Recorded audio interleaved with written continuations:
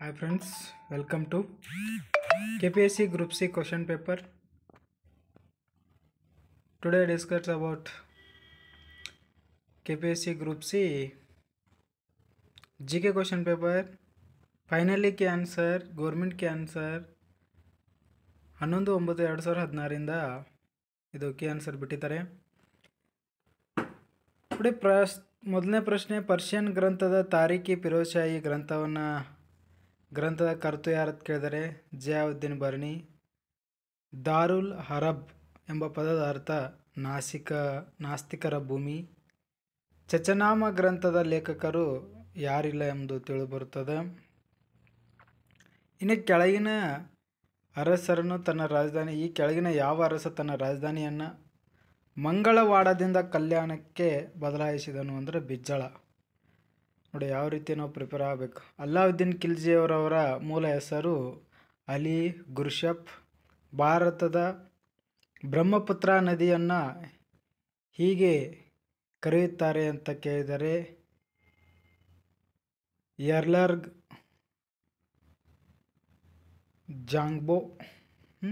ಇನ್ನು ಪ್ರಶ್ನೆ ನಂಬರ್ 7, ಕೆಳಗಿನ ಸನ್ನಿವೇಶಗಳಲ್ಲಿ ಯಾವ ಬೆಳೆಗಳನ್ನು ಬೆಳೆಯಬಹುದು ಅಂತ ಕೇಳಿದರೆ 10 ಡಿಗ್ರಿ ಸೆಲ್ಸಿಯಸ್ಸಿಂದ 35 ಡಿಗ್ರಿ ಸೆಲ್ಸಿಯಸ್ ತಾಪಮಾನ ಇರುತ್ತದೆ. ವಾರ್ಷಿಕವಾಗಿ 150ರಿಂದ 250 ಸೆಂಟಿಮೀಟರ್ ಮಳೆ ಪಡೆಯುತ್ತದೆ. ಪರ್ಯಾಯ ತಂಪು ಮತ್ತು ಬೆಚ್ಚನೆ ಹವಾವನ್ನು ಹೊಂದಿರುತ್ತದೆ. ಅತಿ ಹೆಚ್ಚು ಆರ್ದ್ರತೆಯೊಂದಿಗೆ ಅಲ್ಪಾವಧಿ ಶುಷ್ಕತೆಯನ್ನು ಹೊಂದಿರುತ್ತದೆ. ಇದು ಚಹಾ ಬೆಳೆಯಲಿಕ್ಕೆ ಅನುಕೂಲವಾಗಿರುತ್ತದೆ. ಮೊಹಮ್ಮದ್ ಘೋರಿಯ ಮೊದಲನೇ ಮತ್ತು ಎರಡನೇ ತೈರಾನ್ ಯುದ್ಧ ಯಾರೊಡನೆ ಮಾಡಿದರು ಅಂತ ಕೇಳ್ತಾರೆ, ಮೂರನೇ ಪೃಥ್ವಿರಾಜ್ ಚೌಹಾಣ್. ನೆಕ್ಸ್ಟ್ ಕ್ವಶನ್, ಪ್ರಶ್ನೆ ನಂಬರ್ 9, ನೈಋತ್ಯ ಮಾರುತವು ಭಾರತದ ಬಹುತೇಕ ಭಾಗಗಳು ಸಾಗರಗಳ ಮೇಲೆ ಬೀಸುವುದರಿಂದ ಭಾರತದಲ್ಲಿ ಡ್ಯಾಶ್ ತಿಂಗಳವರೆಗೆ ನೈಋತ್ಯ ಮಾನ್ಸೂನ್ ಆಸ್ಪದವಾಗಿರ್ತದೆ ಅಂತ ಕೇಳಿದರೆ ಇದು ನೈಋತ್ಯ ಮಾನ್ಸೂನ್. ನೋಡಿ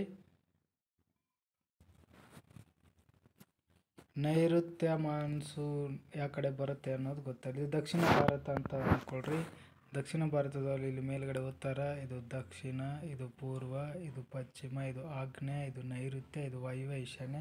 ಹಾಗಾಗಿ ಇದು ನೈಋತ್ಯ ಮಾನ್ಸೂನ್. ಯಾವ ಕಾಲದಲ್ಲಿ ಬರ್ತಾವೆ ಅಂದರೆ ಇವು ಜೂನಿಂದ ಸೆಪ್ಟೆಂಬರ್ದವರೆಗೆ ಇಲ್ಲಿ ಕಾಣ್ತೀವಿ. ಹಾಗಾದರೆ ಕರ್ನಾಟಕ ಕೃಷಿ ಇಲಾಖೆ ಕರ್ನಾಟಕವನ್ನು ಡ್ಯಾಶ್ ಕೃಷಿ ವಾಯು ಗುಣಾತ್ಮಕ ಪ್ರದೇಶಗಳನ್ನಾಗಿ ವಿಭಜಿಸಲಾಗಿದೆ ಅಂತ ಕೇಳಿದ್ದಾರೆ ನೋಡ್ರಿ. 10. ಇನ್ನು ಪ್ರಶ್ನೆ ನಂಬರ್ 11,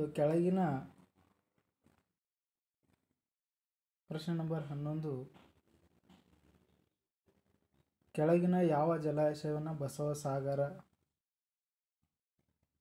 ಜಲಾಶಯ ಎಂದು ಕರೆಯಲಾಗುತ್ತದೆ? ನಾರಾಯಣಪುರ ಅಣೆಕಟ್ಟು. ಇದು ಕೃಷ್ಣಾ ನದಿಗೆ ಕಟ್ಟಲಾಗಿದೆ. ಆಲ್ಮಟ್ಟಿ ಅಣೆಕಟ್ಟು ನಂತರ ಬರ್ತಕ್ಕಂಥ ಅಣೆಕಟ್ಟು. ಇದು ಯಾದಗಿರಿ ಜಿಲ್ಲೆಯಲ್ಲಿ ಈ ನದಿಗೆ ಕಟ್ಟಲಾಗಿದೆ. ಯಾವ ಜಿಲ್ಲೆ ಅಂತಲೂ ಕೂಡ ಕೇಳಿಬಿಟ್ಟಿದ್ದಾರೆ ನೋಡ್ರಿ, ಯಾದಗಿರಿ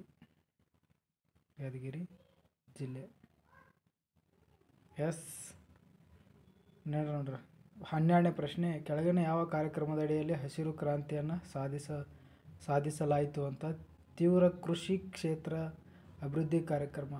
ಹಾಗಾದರೆ ಹಸಿರು ಕ್ರಾಂತಿಯ ಪಿತಾಮಹ ನಾರ್ಮನ್ ಬೋರ್ಲಾಗ್ ಅಂತ ಹೇಳಿ, ಭಾರತದ ಹಸಿರು ಕ್ರಾಂತಿಯ ಪಿತಾಮಹ ಡಾಕ್ಟರ್ ಎಂ.ಎಸ್. ಸ್ವಾಮಿನಾಥನ್. ಹೌದ್ರಿ, ಇವರನ್ನು ಭಾರತದ ಹಸಿರು ಕ್ರಾಂತಿಯ ಪಿತಾಮಹ ಅಂತ ಕೇಳ್ತಾರೆ. ಹಸಿರು ಕ್ರಾಂತಿ ಅಂತಂದ್ರೆ ಇಲ್ಲಿ ಬೀಜಗಳನ್ನು ಅಭಿವೃದ್ಧಿ ಮಾಡಿ ಅದನ್ನು ಹೆಚ್ಚಿನ ಫಲವತ್ತತೆಯನ್ನು ಬರುವಾಗಿ ನೋಡ್ಕೊಳ್ಳುವಂಥದ್ದು. ಇನ್ನು ಪ್ರಸಿದ್ಧ ಮಾಗುಡು ಜಲಪಾತ ಈ ನದಿಯಲ್ಲಿ ಯಾವ ನದಿಗೆ ಐತಿ ಅಂದರೆ ಬೆಡ್ತಿ ನದಿಗೆ ಐತಿ. ಕೆಳಗಿನ ಯಾವ ಜಿಲ್ಲೆಯನ್ನು ಗುಡುವಿ ಪಕ್ಷಿಧಾಮ ಇದೆ? ಯಾವ ಜಿಲ್ಲೆಯಲ್ಲಿ? ಶಿವಮೊಗ್ಗ ಜಿಲ್ಲೆಯಲ್ಲಿ. ಮಂಡ್ಯದಲ್ಲಿ ಯಾವುದಿದೆ? ಹಾವೇರಿಯಲ್ಲಿ. ಚಿಕ್ಕಮಗಳೂರಿನಲ್ಲಿ ಯಾವುದಿದೆ ಅಂತ ಕಮೆಂಟ್ ಮಾಡಿರಿ. ಸಂವಿಧಾನದ ಪೀಠವು ಭಾರತವನ್ನು ಹೀಗೆಂದು ಕರೆದಿದೆ ಅಂತ ಕೇಳಿದರೆ ಸಾರ್ವಭೌಮ, ಸಮಾಜವಾದಿ, ಜಾತ್ಯತೀತ, ಪ್ರಜಾಸತ್ತಾತ್ಮಕ ಗಣರಾಜ್ಯ ಅಂಥೇಳಿ ಕರೆಯಲಾಗಿದೆ. ಕರ್ನಾಟಕದ ಅತ್ಯಂತ ಎತ್ತರವಾದ ಶಿಖರ ಯಾವುದು ಅಂದರೆ ಮುಳ್ಳಯ್ಯನಗಿರಿ. ಇದು ಚಿಕ್ಕಮಗಳೂರು ಜಿಲ್ಲೆಯಲ್ಲಿ ಕಂಡುಬರುತ್ತದೆ. ಇನ್ನು 17ನೇ ಪ್ರಶ್ನೆ, ರಾಷ್ಟ್ರಪತಿಯು ಮರಣವಾದಲ್ಲಿ ಅವರ ರಾಜೀನಾಮೆ ಅಥವಾ ಅವರ ರದ್ದತಿಯ ಕಾರಣದಿಂದಾಗಿ ತೆರವಾದ ಸ್ಥಾನವನ್ನು ಭರ್ತಿ ಮಾಡಲು ಕೆಳಗಿನ ಯಾವ ಸಂದರ್ಭದಲ್ಲಿ ಚುನಾವಣೆಯನ್ನು ನಡೆಸಬೇಕಾಗುವುದು?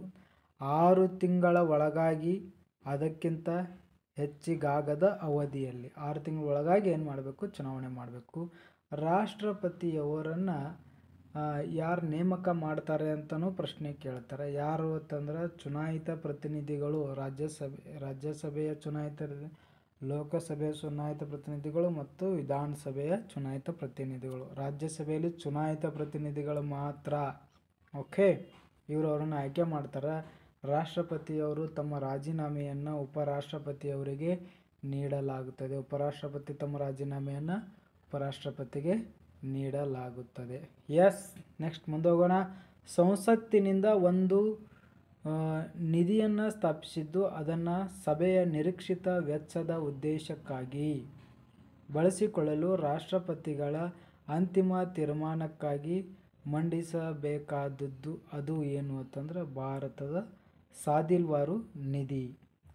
ಇನ್ನು ಪ್ರಶ್ನೆ ನಂಬರ್ 19, ಕಲ್ಯಾಣ ರಾಜ್ಯದ ಪರಿಕಲ್ಪನೆಯನ್ನು ಇಲ್ಲಿ ವಿಸ್ತಾರಗೊಳಿಸಲಾಗಿದೆ ಅಂತ ಕೇಳಿದರೆ ಕಲ್ಯಾಣ ರಾಜ್ಯ ವಿಸ್ತರಣೆಯನ್ನು ರಾಜ್ಯ ನಿರ್ದೇಶಕ ತತ್ವಗಳು ಅಂತ ಬರುತ್ತೆ. ಇದು ಕಲ್ಯಾಣ ರಾಜ್ಯ. ಇಲ್ಲಿ ರಾಜ್ಯ ನಿರ್ದೇಶಕ ತತ್ವಗಳು ಅಂದರೆ ಒಂದು ರಾಜ್ಯ ರಾಮರಾಜ್ಯವಾಗಬೇಕು ಅಥವಾ ಕಲ್ಯಾಣ ರಾಜ್ಯವಾಗಬೇಕಾದ್ರೆ ಇದು ಏನು ಮಾಡಬೇಕು? ಇದಕ್ಕೆ ಕಾನೂನಿನ ಏನಂದರೆ ಬದ್ಧತೆ ಇರೋದಿಲ್ಲ. ಮೂಲಭೂತ ಹಕ್ಕುಗಳಿಗೆ ಕಾನೂನಿನ ಬದ್ಧತೆ ಇದೆ. ಹೌದಾ? ಮೂಲಭೂತ ಹಕ್ಕುಗಳ ಉಲ್ಲಂಘನೆ ಆದರೆ ನಾವು ಕೋರ್ಟಿಗೆ ಹೋಗ್ಬೋದು, ಹೈಕೋರ್ಟಿಗೆ ಅಥವಾ ಸುಪ್ರೀಂ ಕೋರ್ಟಿಗೆ ಹೋಗಿ ಅದನ್ನು ಚಾಲೆಂಜ್ ಮಾಡ್ಬೋದು. ರಾಜ್ಯ ನಿರ್ದೇಶಕ ತತ್ವಗಳನ್ನು ಚಾಲೆಂಜ್ ಮಾಡೋಂಗಿಲ್ಲ. ಇದರಲ್ಲಿ ಮತ್ತೆ ಮೂಲಭೂತ ಕರ್ತವ್ಯಗಳನ್ನು ಅಂಥೇಳಿ ಸೇರಿಸಲಾಗಿದೆ. 11 ರಾಜ್ಯ ನಿರ್ದೇಶಕ ತತ್ವ ಒಳಗೆ ಬರ್ತದೆ. ರಾಜ್ಯ ನಿರ್ದೇಶಕ ತತ್ವ ಒಳಗಿಂದ ನಾವು ಏನು ಮಾಡಿದೆವು? ಪಂಚಾಯತ್ ರಾಜ್ ಅನ್ನು ರಾಜ್ಯ ನಿರ್ದೇಶಕ ತತ್ವಗಳಿಂದ ತೊಗೊಂಡು, ಗೋಹತ್ಯೆ ನಿಷೇಧ ರಾಜ್ಯ ನಿರ್ದೇಶಕ ತತ್ವಗಳಿಂದನೇ ತೊಗೊಂಡಿದ್ದೀವಿ. ಹೌದಾ? ಇದು ಯಾವ ಸಂವಿಧಾನದಿಂದ ತೊಗೊಂಡಿದ್ದಾರೆ ಅಂತಲೂ ಕೂಡ ಕೇಳ್ತಾರೆ. ನೆಕ್ಸ್ಟ್ ನೋಡ್ರಿ, 19ನೇ ಪ್ರಶ್ನೆ ಆಯಿತು. ಇನ್ನು 20ನೇ ಪ್ರಶ್ನೆ, ರಾಜ್ಯ ಲೋಕಸೇವಾ ಆಯೋಗದ ಬಗ್ಗೆ ಯಾವುದು ಸರಿಯಲ್ಲ ಅಂತ ಕೇಳ್ತಾರೆ. ರಾಜ್ಯ ಸೇವೆಗಳ ಅಭ್ಯರ್ಥಿಗಳ ನೇಮಕ ಮಾಡುವುದು, ಇದರ ಅಧ್ಯಕ್ಷ ಮತ್ತು ಸದಸ್ಯರನ್ನು ರಾಷ್ಟ್ರಾಧ್ಯಕ್ಷರು ನೇಮಕ ಮಾಡುತ್ತಾರೆ. ಅಖಿಲ ಭಾರತ ಸೇವೆಯ ಅಧಿಕಾರಿಗಳ ಶಿಸ್ತು ಪ್ರಕರಣದ ಬಗ್ಗೆ ಸಲಹೆಯನ್ನು ನೀಡುತ್ತದೆ. ರಾಜ್ಯ ಸೇವೆಗಳ ನೇಮಕಾತಿ ಸಂವಿಧಾನದಲ್ಲಿ ರಾಜ್ಯಗಳಿಗೆ ಸಲಹೆಯನ್ನು ನೀಡುತ್ತದೆ ಅಂತ ಕೇಳಿದ್ದಾರೆ. ಇದರಲ್ಲಿ ಈ ಸಂಕೇತದ ಸಹಾಯದಿಂದ ಸರಿಯಾದ ಉತ್ತರವನ್ನು ಆಯ್ಕೆ ಮಾಡಿ ಅಂತ ಕೊಟ್ಟಿದ್ದಾರೆ.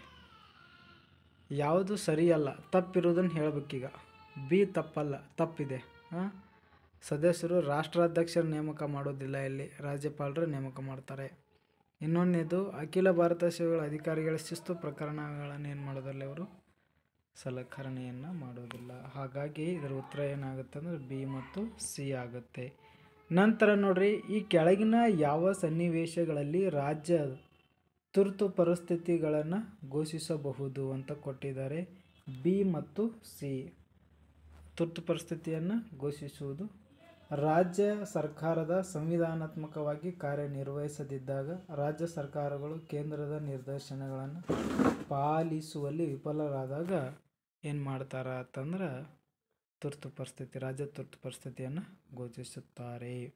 ಇನ್ನು 22ನೇ ಪ್ರಶ್ನೆ, ಕರ್ನಾಟಕದಲ್ಲಿ ಎಲ್ಲ ರಾಜ್ಯ ಮತ್ತು ಕೇಂದ್ರ ವಸತಿಗಳನ್ನು ಅನುಷ್ಠಾನಗೊಳಿಸುವ ನೂಡಲ್ ಸಂಸ್ಥೆ ಯಾವುದಾಗಿದೆ ಅಂದರೆ ರಾಜೀವ್ ಗಾಂಧಿ ವಸತಿ ನಿಗಮ.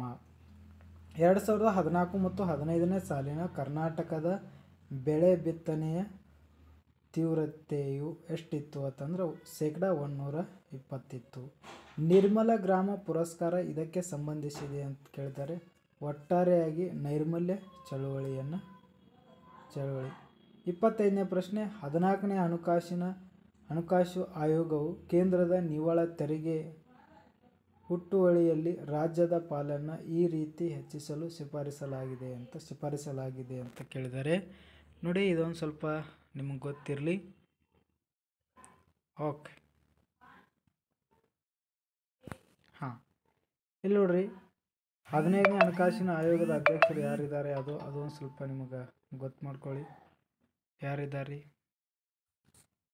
15ನೇ ಹಣಕಾಸಿನ ಆಯೋಗದ್ದು? ಈಗ ಮೊನ್ನೆ ಮಾಡಿದ್ದಾರೆ, ಅರವಿಂದ್ ಪನಗಾರಿ ಅಂಥೇಳಿ. ಎಸ್. ಆಮೇಲೆ 14ನೇದು NK ಸಿಂಗ್ ಅಂಥೇಳಿ ಇದ್ದರು. ಇವರೇನಿದ್ರು ಅಂದ್ರೆ 14ನೇ ಹಣಕಾಸಿನ ಆಯೋಗ. ಇದೇನು ಮಾಡುತ್ತೆ ಅಂದರೆ ಇದು ಸಂವಿಧಾನಿಕ ಬಾಡಿ. ಹಣಕಾಸಿನ ಆಯೋಗ ಏನು ಮಾಡ್ತತಿ, ರಾಜ್ಯಗಳು ಮತ್ತು ಕೇಂದ್ರದ ಪಾಲುಗಳನ್ನು ಕೇಂದ್ರ ಸರ್ಕಾರದಲ್ಲಿ ರಾಜ್ಯದ ಪಾಲನ್ನು ಏನು ಮಾಡೋದು, ಕೊಡುವಂಥದ್ದು. ಎಷ್ಟು ಭಾಗ ಕೊಡಬೇಕು ಅಂದರೆ 32ರಿಂದ 42%ಗೆ ಏರಿಕೆಯನ್ನು ಮಾಡಿರ್ತಕ್ಕಂಥದ್ದು. ನಂತರ ಪ್ರಶ್ನೆ 26ನೇದು, ಕೆಳಗಿನ ಯಾವ ಪಂಚವಾರ್ಷಿಕ ಯೋಜನೆಯು ಮಾನವನ ಅಭಿವೃದ್ಧಿಯ ಎಲ್ಲ ಅಭಿವೃದ್ಧಿ ಪ್ರಯತ್ನಗಳಿಗೆ ಮುಖ್ಯವೆಂಬುದು ಗುರುತಿಸಲಾಯಿತು ಅಂದರೆ 8ನೇ ಪಂಚವಾರ್ಷಿಕ ಯೋಜನೆ. ಪ್ರಸ್ತುತ ಕರ್ನಾಟಕದಲ್ಲಿ ಎಷ್ಟು ಪ್ರಾದೇಶಿಕ ಗ್ರಾಮೀಣ ಬ್ಯಾಂಕ್ಗಳು ಕಾರ್ಯಾಚರಣೆಯಲ್ಲಿದೆ ಅಂದರೆ 4 ಗ್ರಾಮೀಣ ಬ್ಯಾಂಕ್ಗಳು ಕಾರ್ಯಾಚರಣೆಯಲ್ಲಿದೆ ಪ್ರಾದೇಶಿಕ. ಇನ್ನು ಪ್ರಶ್ನೆ ನಂಬರ್ 28, ಕೆಳಗಿನ ಯಾವುದು ಜಲಜನಕದ ಸ್ಥಿರ ಸಮಸ್ಥಾನಿಯಾಗಿದೆ ಅಂದರೆ ಡ್ಯೂಟೇರಿಯಂ. ಇನ್ನು 29ನೇದು, ಭೂಪಾಲ್ ಅನಿಲ ದುರಂತಕ್ಕೆ ಕಾರಣರಾದ ಸಂಯುಕ್ತ ವಸ್ತು ಯಾವುದು ಅಂದರೆ ಮಿಥೇನ್ ಐಸೋಸೈನೇಟ್. ಸೂಕ್ಷ್ಮ ಹಣಕಾಸು ಸಂಸ್ಥೆಗಳ ಅತ್ಯಂತ ಜನಪ್ರಿಯವಾದ ಮಾದರಿಯೆಂದರೆ ಸ್ವಸಹಾಯ ಗುಂಪುಗಳು ಅಂತ. ಇನ್ನು ಪ್ರಶ್ನೆ ನಂಬರ್ 31, ಕೆಳಗಿನವುಗಳಲ್ಲಿ ಯಾವುದು ಅನ್ಯ ಅನಿಲ ಎನ್ನುತ್ತಾರೆ. ಕೆನಾನ್ ಇದೇನಿದು ಅನ್ಯ ಅನಿಲವಾಗುತ್ತದೆ. 32ನೇದು, ಗಣಿಯಿಂದ ತೆಗೆದ ಸಾಮಾನ್ಯ ಉಪ್ಪು ಅಯೋಡಿನ್ ಕೊರತೆಯಿಂದಿರುತ್ತದೆ. 33, ಸೂರ್ಯನಲ್ಲಿ ಈ ಕೆಳಗಿನವುಗಳಲ್ಲಿ ಯಾವ ರೀತಿಯ ನ್ಯೂಕ್ಲಿಯಸ್ ಪ್ರಕ್ರಿಯೆ ನಡೆಯುತ್ತದೆ. ಜಲಜನಕ ನ್ಯೂಕ್ಲಿಯರ್ ಸಮ್ಮಿಳನದಿಂದ ಏನಾಗ್ತತಿ ಅಂದರೆ ಸೂರ್ಯನಲ್ಲಿ ಈ ನ್ಯೂಕ್ಲಿಯಸ್ ಪ್ರಕ್ರಿಯೆ ನಡೀತದೆ. ಇಲ್ಲಿ ವಿದಳನ ಆಗ್ತತೆ, ಇಲ್ಲಿ ಅಣು ವಿದ್ಯುತ್ ಸ್ಥಾವರದೊಳಗೆ, ಇಲ್ಲಿ ಏನಾಗ್ತತಿ ಸಮ್ಮಿಳನ ಆಗ್ತತಿ. ಇನ್ನು ನ್ಯಾನೋ ಕಣದ ಗಾತ್ರವು ಕೆಳಕಂಡ ವ್ಯಾಪ್ತಿಗೆ ಬರುತ್ತದೆ ಅಂತ ಕೇಳ್ತಾರೆ, 10⁻⁻⁹. ಇನ್ನು 35, ವಾತಾವರಣದಲ್ಲಿ ವಾಯುವಿನಲ್ಲಿರುವ ಪ್ರಧಾನ ಘಟಕ ಯಾವುದು ಅಂದರೆ N2 ನ್ಯೂಟ್ರಾನ್ ಅಲ್ಲ, ಗೊತ್ತಿಲ್ಲ ನನಗೆ. 35. ಇನ್ನು 36ನೇ ಪ್ರಶ್ನೆ, ವಾಯುಮಂಡಲದಲ್ಲಿ ಹಸಿರುಮನೆ ಅನಿಲ ಸಾಂದ್ರೀಕರಣವು ಹೆಚ್ಚಾಗಲು ಮುಖ್ಯ ಕಾರಣವೆಂದರೆ ಬಳವಳಿಕೆ ಇಂಧನಗಳ ದಹನ ಮತ್ತು ಅರಣ್ಯ ನಿರ್ಮೂಲನೆ. 37ನೇ ಪ್ರಶ್ನೆ, ಭತ್ತವನ್ನು ಡ್ಯಾಶ್ ಪದ್ಧತಿಯಿಂದ ಕೃಷಿ ಮಾಡುವುದನ್ನು ಮಿಥೇನ್ ವಿಸರ್ಜನೆ ತಡೆಗಟ್ಟಬಹುದು. ವಾಯುವಿಕೆ ಆಮ್ಲಜನಕ ಸಹಿತ. 38ನೇ ಪ್ರಶ್ನೆ, ಡ್ಯಾಶ್ ಸಂತ್ರಸ್ತರು ರ್ಯಾಡಿಕಲ್ಗಳಿಂದಾಗಿ ಓಝೋನ್ ಪದರವು ಹಾನಿಯಾಗುತ್ತದೆ ಅಂದರೆ ಕ್ಲೋರಿನ್ನಿಂದಾಗಿ ಹಾನಿಯಾಗ್ತದೆ. ಇದನ್ನು ಎಲ್ಲಿ CFC ಅಂದರೆ ಕ್ಲೋರೋಫ್ಲೋರೋ ಕಾರ್ಬನ್ ಅಂತ ಕರೀತಾರೆ. CFC ಕ್ಲೋರೋಫ್ಲೋರೋಕಾರ್ಬನ್ ಅಂತ ಕರೀತಾರೆ. ಇದನ್ನು ಫ್ರಿಜ್ಜಲ್ಲಿ ಅದು ಬಳಕೆ ಮಾಡ್ತಾಯಿದ್ರು, ಈಗ ಅದನ್ನು ಬಳಕೆ ಮಾಡೋದನ್ನು ಕಡಿಮೆ ಮಾಡಿದ್ದಾರೆ. ಇನ್ನು 39ನೇದು, ಕೆಳ ಕಾಣಿಸಿದ ಯಾವ ಅನಿಲವು ಗಾಳಿಯಲ್ಲಿ ಗರಿಷ್ಠ ಪ್ರತಿಶತಗಳಿದ್ದು ಅಂದರೆ ಸಾರಜನಕ ಅತ್ಯಂತ ಹೆಚ್ಚಿನ ಪ್ರಮಾಣದಲ್ಲಿ. 2ನೇ ಸ್ಥಾನದೊಳಗೆ ಯಾವುದೈತಿ ಅಂತಂದರೆ ಆಮ್ಲಜನಕ ಇದೆ. ನೆಕ್ಸ್ಟ್ ನೋಡ್ರಿ 40ನೇ ಪ್ರಶ್ನೆ, ಭಾರತೀಯ ತತ್ವಶಾಸ್ತ್ರದ ಶಾಕ್ಯ ಪರಂಪರೆಯ ಮೂಲವು ಇವರಿಗೆ ಸಂಬಂಧಿಸಿದೆ ಅಂದರೆ ಕಪಿಲ. 41ನೇ ಪ್ರಶ್ನೆ, ದೆಹಲಿಯನ್ನು ಆಳಿದ ಕೆಳಗಿನ ಸುಲ್ತಾನರು ಕಾಲಾನುಕ್ರಮವಾಗಿ ಜೋಡಿಸಿ ಅಂತ ಕೇಳಿದ್ದಾರೆ. ನೋಡಿ, ಫಸ್ಟ್ನೇದು ಯಾರು ಅಂತಂದ್ರೆ ಗಿಯಾಸುದ್ದೀನ್ ಬಲ್ಬನ್, ನಂತರ ರಜಿಯಾ ಸುಲ್ತಾನ್, ನಂತರ ನಸೀರುದ್ದೀನ್ ಮಹಮ್ಮದ್, ನಂತರ ನಸೀರುದ್ದೀನ್ ಮಹಮ್ಮದ್ ಆದಮೇಲೆ ಗಿಯಾಸುದ್ದೀನ್ ಬಲ್ಬನ್. ಸಾರಿ ನೋಡ್ರಿ, ಫಸ್ಟಿಗೆ ಇಲ್ತುಮಷ್ ಶಾ ಆಗ್ತಾನೆ. ಇಲ್ತುಮಷ್ ಶಾನ ಮಗಳು ರಜಿಯಾ ಸುಲ್ತಾನ್. ಇಲ್ತುಮಷ್ ಆದಮೇಲೆ ರಜಿಯಾ ಸುಲ್ತಾನ ನಂತರ ನಾಸಿರ್ ಅಹಮದ್ ಆದಮೇಲೆ ಯಾರು ಅಂದ್ರೆ ಬಲ್ಬನ್. ಒತ್ತಡ SI ಏಕಮಾನ ಪ್ಯಾಸ್ಕಲ್ ಅಂತ ನೋಡಿ. ಇನ್ನು 43ನೇ ಪ್ರಶ್ನೆ, ಕೆಳಗಿನ ಯಾವ ಭಾರತದ ಪೋರ್ಚುಗೀಸರು ನೆಲೆಯನ್ನು ಬ್ರಿಟಿಷರು ಅನಂತರ ವಶಪಡಿಸಿಕೊಂಡರು ಅಂದರೆ ಮುಂಬೈ. ಈಸ್ಟ್ ಇಂಡಿಯಾ ಕಂಪನಿಯು ಇದರ ಆಳ್ವಿಕೆಯ ಅವಧಿಯಲ್ಲಿ ಸ್ಥಾಪನೆ ಆಯಿತು ಅಂದರೆ ಇವರ ಆಳ್ವಿಕೆಯಲ್ಲಿ ಜಹಾಂಗೀರನ ಕಾಲದಲ್ಲಿ ಸ್ಥಾಪನೆ ಆಯಿತು. ಚಳಿಗಾಲದಲ್ಲಿ ಗಾಜಿನ ಕಿಟಕಿಗಳು ಹಿಂಬದಿಯಲ್ಲಿ ಕಂಡುಬರುವ ಇಬ್ಬನಿಯ ತೆರವಿಗೆ ಕಾರಣರಾದ ಪ್ರಕ್ರಿಯೆ ಸಾಂದ್ರೀಕರಣ. 46ನೇದು ಬೀಬಿ ಕಾ ಮಕ್ಬರಾ ಇಲ್ಲಿದೆ ಅಂದರೆ ಔರಂಗಾಬಾದಲ್ಲಿದೆ. 47ನೇ ಪ್ರಶ್ನೆ, ಯಾವ ಆಲ್ಕೋಹಾಲನ್ನು ವುಡ್ ಸ್ಪಿರಿಟ್ ಎಂದು ಸಹ ಕರೆಯಲಾಗುತ್ತದೆ? ಗ್ಲಿಸರಾಲ್. ಒಂದೇಸಿ ಬರೆಯಿರಿ ಅಂತಿದೆ ನೋಡಿ.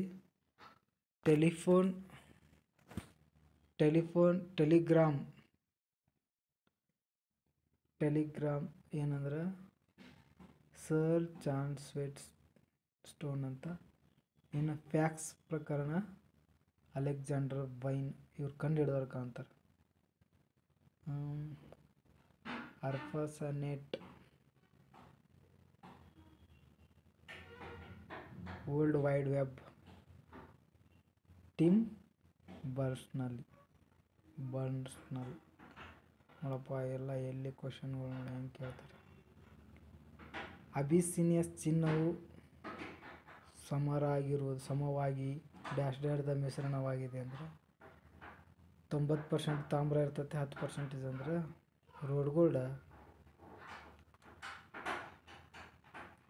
ಇನ್ನು 50ನೇ ಪ್ರಶ್ನೆ, ಪರಿಪೂರ್ಣವಾದ ಸ್ಪರ್ಧಾತ್ಮಕ ಮಾರುಕಟ್ಟೆಯ ಪರಿಕಲ್ಪನೆಯನ್ನು ಅರ್ಥಶಾಸ್ತ್ರದಲ್ಲಿ ವಿವರಿಸಿದಾಗ ಅದರಲ್ಲಿ ಕಾರಣರಾದ ಕೈ ಪ್ರಭಾವವಿರುವ ಕಲ್ಪನೆ ಮೊದಲಿಗೆ ವಿವರಿಸಿದವರು ಆಡಮ್ ಸ್ಮಿತ್. 51ನೇ, ಪ್ರಾಸ್ತಾವಿಕ ಸರಕು ಮತ್ತು ಸೇವಾ ತೆರಿಗೆ GST ಭಾರತದಲ್ಲಿ ಡ್ಯಾಶ್ ಗಮ್ಯ ಸ್ಥಳಾಂತರದ ಮೌಲ್ಯಾಧಾರಿತ ತೆರಿಗೆ. 52ನೇ ಪ್ರಶ್ನೆ, ವಿದ್ಯುತ್ ಕಾಂತೀಯ ತರಂಗಗಳನ್ನು ತರಂಗ ದೂರದ ಅವರೋಹಣ ಕ್ರಮದಲ್ಲಿ ಬರೆಯಿರಿ ಅಂತ ಕೊಟ್ಟಿದ್ದಾರೆ. ಮೊದಲನೇದು ಇದು ಫಸ್ಟ್, ಇದು ಮೂರನೇದ್ದು, ಇದು 2, ಇದು 3, ಅವೆ ಕೆಂಪು, ಇದು 4x ಕಿರಣ, ಇದು 5. 53ನೇ ಪ್ರಶ್ನೆ, ಈ ಕೆಳಗಿನ ಘಟನೆಗಳನ್ನು ಕಾಲಾನುಕ್ರಮದಲ್ಲಿ ಜೋಡಿಸಿ ಅಂತ ಕೊಟ್ಟಿದ್ದಾರೆ. ಪ್ಲಾಸಿ ಕದನ, ಬಕ್ಸಾರ್ ಕದನ, ಮೂರನೇ ಪಾನಿಪತ್ ಕದನ, ವಾಂಡಿವಾಸ್ ಕದನ. ಫಸ್ಟ್ನೇ ಪ್ಲಾಸಿ ಕದನ ಆಗುತ್ತೆ, ಆನಂತರ ವಾಂಡಿವಾಸ್ ಕದನ ಆಗುತ್ತೆ, ಆನಂತರ ಪಾನಿಪತ್ ಕದನ ಆಗುತ್ತೆ, ಆನಂತರ ಬಕ್ಸಾರ್ ಕದನ ಆಗುತ್ತೆ ಅಂತ ಇದರಲ್ಲಿ ಕೊಟ್ಟಿದ್ದಾರೆ. ನಂತರ ಗಾಂಧೀಜಿಯವರ ರಾಜಕೀಯ ತತ್ವ ಸರ್ವೋದಯ ಪರಿಕಲ್ಪನೆಯ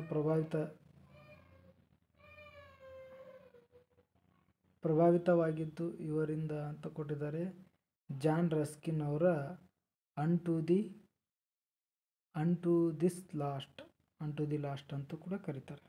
55ನೇ ಪ್ರಶ್ನೆ, ಭಾರತ ಸರ್ಕಾರ ಕಾಯ್ದೆ 1935ರ ಅನ್ವಯ ಕೆಳಗಿನ ಯಾವುದು ಭಾರತದಿಂದ ಸಂಪೂರ್ಣವಾಗಿ ಪ್ರತ್ಯೇಕಗೊಂಡಿದ್ದು ಅಂದರೆ ಬರ್ಮಾ ದೇಶ.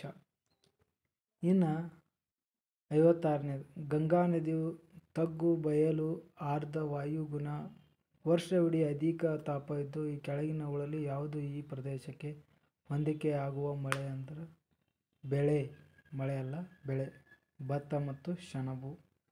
ಈ ಕೆಳಗಿನವುಗಳಲ್ಲಿ ಸರಿಯಾಗಿ ಹೊಂದಾಣಿಕೆ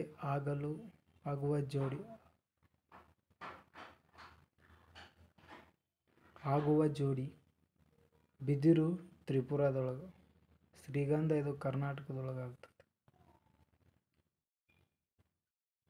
ಶೋಂಪೆನ್ ಬುಡಕಟ್ಟು ಜನರು ಸಿಗುವುದು ಇಲ್ಲಿ ನಿಕೋಬಾರ್ ದ್ವೀಪದೊಳಗೆ.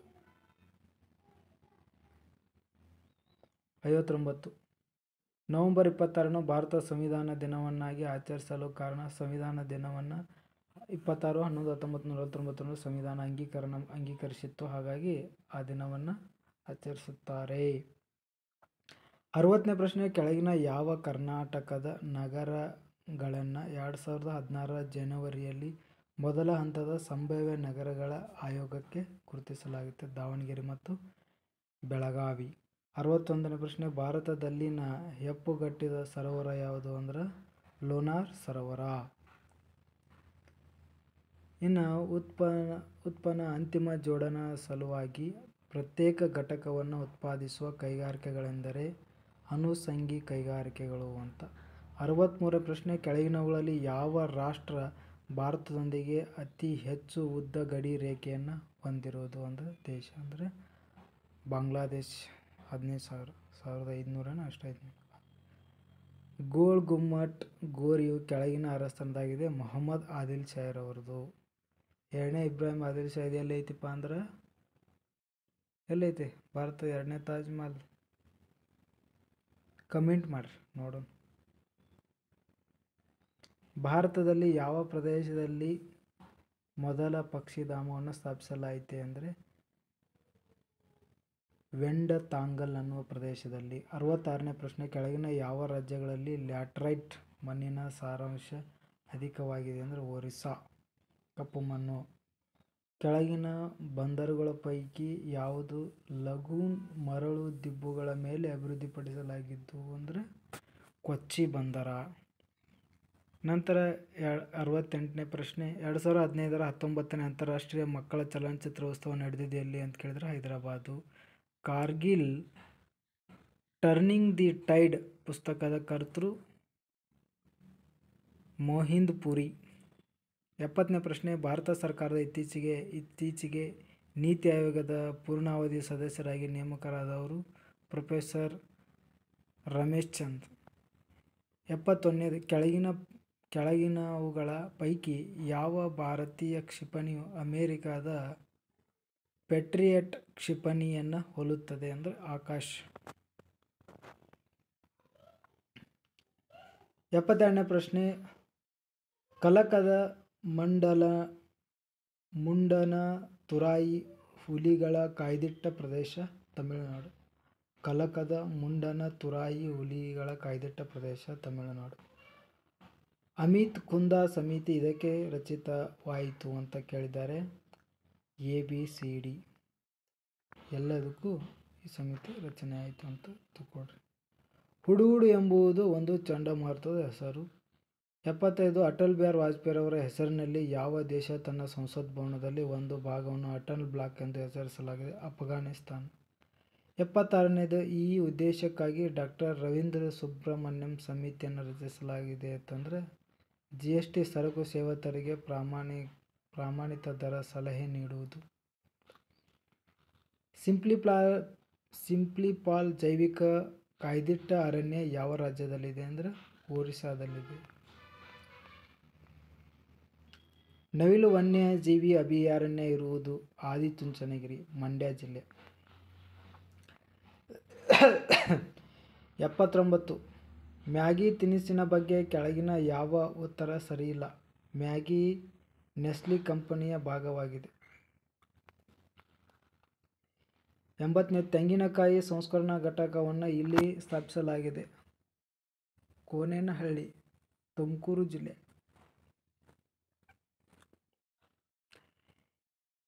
ಇನ್ನು 81ನೇ, ಕೆಳಗಿನ ಯಾವುದು ಸರಿಯಲ್ಲ? ಅಸ್ತ್ರ ಎಂಬುದು ಒಂದು ಕ್ಷಿಪಣಿಯಾಗಿದೆ. ಇದು ದೇಶೀಯವಾಗಿ ತಯಾರಿಸಿದ ವಿಶ್ವದರ್ಜೆ ಕ್ಷಿಪಣಿಯಾಗಿದೆ. ಇದು ಅತಿ ವೇಗವಾಗಿ ಚಲಿಸುವ ಕ್ಷಿಪ್ರಗತಿಯ ಬರುವ ವೈಮಾನಿಕ ತಂತ್ರಗಳನ್ನು ತಡೆದು ನಿಲ್ಲಿಸಬಹುದು. ಇದು 50 ಅತಿ ದೂರದಷ್ಟು ಎಸೆಯಲು ರೂಪಿಸಲಾಗಿದೆ ಅಂತ ಕೊಟ್ಟಿದ್ದಾರೆ, ಅದು ತಪ್ಪು. 82ನೇದು, never to be forgotten empire ಕೃತಿಯನ್ನು ಬರೆದವರು ಬಿ. ಸೂರ್ಯನಾರಾಯಣ ರಾವ್. 83ನೇ ಪ್ರಶ್ನೆ, ಕೆಳಗಿನವುಗಳಲ್ಲಿ ಯಾವುದು ಸರಿ ಅಂತ ಕೊಟ್ಟಿದ್ದಾರೆ? ವಿವೋ ಚೀನಾದ ಸ್ಮಾರ್ಟ್ಫೋನ್ ತಯಾರಕರು.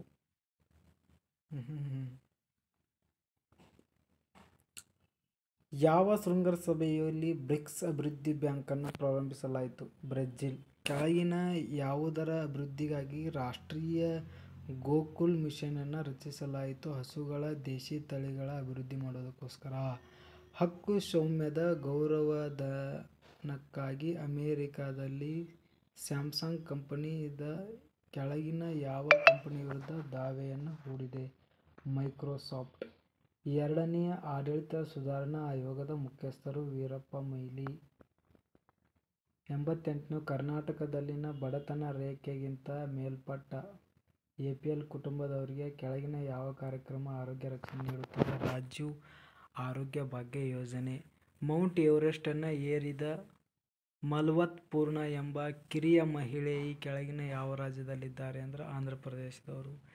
ಈ ಕೆಳಗಿನ ಒಂದು ಸ್ಥಳ ಸೂರ್ಯ ದೇವಾಲಯವಿಲ್ಲ, ಅದು ಯಾವುದು ಅಂದ್ರೆ ಸಿರುಪುರ್, ಕೋನಾರ್ಕದೊಳಗೈತಿ, ಮೊಢೇರಾದೊಳಗೈತಿ, ಮತ್ತು ಇನ್ನೊಂದು ಎಲ್ಲೈತಿ ಅಂತಂದ್ರೆ ಮಾರ್ತಾಂಡ ಒಳಗೂ ಕೂಡ ಐತಿ ಅಂತೇಳಿ ಹೇಳ್ತಾರೆ.